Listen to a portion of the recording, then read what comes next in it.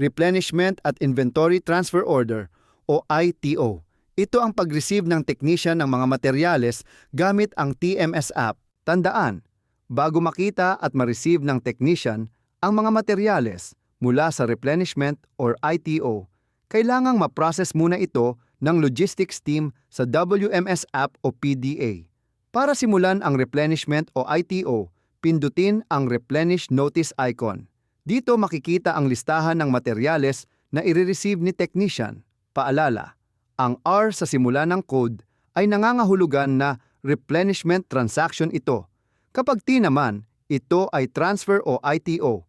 I-click ang drop-down menu para makita ang lista ng mga materyales na handa nang i-replenish.